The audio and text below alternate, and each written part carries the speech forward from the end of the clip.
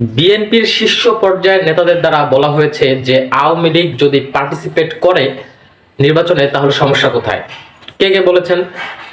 মির্জা আব্বাস বলেছেন, রিজভী সাহেব বলেছেন, তাছাড়াও মহাসচিব বলেছেন। সো তারা তো হচ্ছে বিএনপির পুরো কর্ণধার, তাদের দ্বারাই তো বিএনপি পরিচালিত হয়।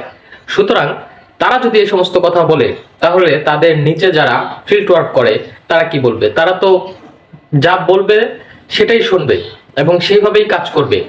এর মানে হচ্ছে আওয়ামী লীগ ছোটখাটো একটা অন্যায় করেছে, সেই অন্যায়ের মাপ আছে এবং তারা সেই একটা সুযোগ দিয়ে দেখতে চায়। বিষয়টা হচ্ছে এরকম।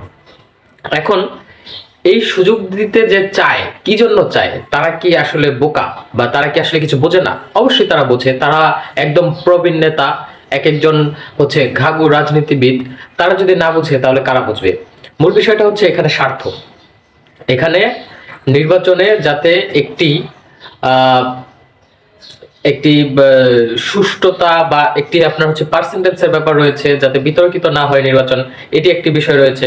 আরো একটি বিষয় রয়েছে, সেখানে হচ্ছে রড চাল, ভারতীয় চাল।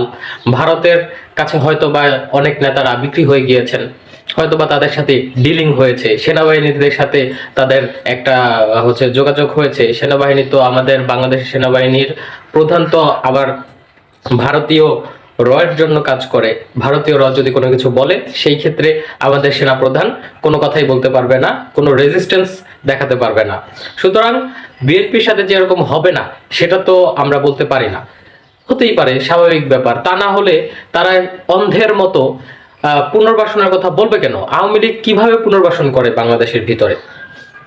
বাংলাদেশের ভিতরে আওয়ামী লীগ পুনর্বাসন যদি করতে পারে, শুধুমাত্র করবে বিএনপির জন্য। কারণ বিএনপির সকল নেতা চাচ্ছে তারা যেন আওয়ামী লীগ যেন নির্বাচনে অংশগ্রহণ করে।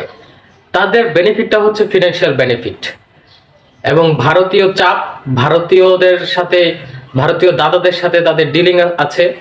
তারা সেই ডিলিং এর ক্ষেত্রেই সবকিছু এই 17 বছরের শোষণ ভুলে যাচ্ছে এবং তারা শুধুমাত্র নিজেরটা ভেবে এই সিদ্ধান্তে চলে আসছে।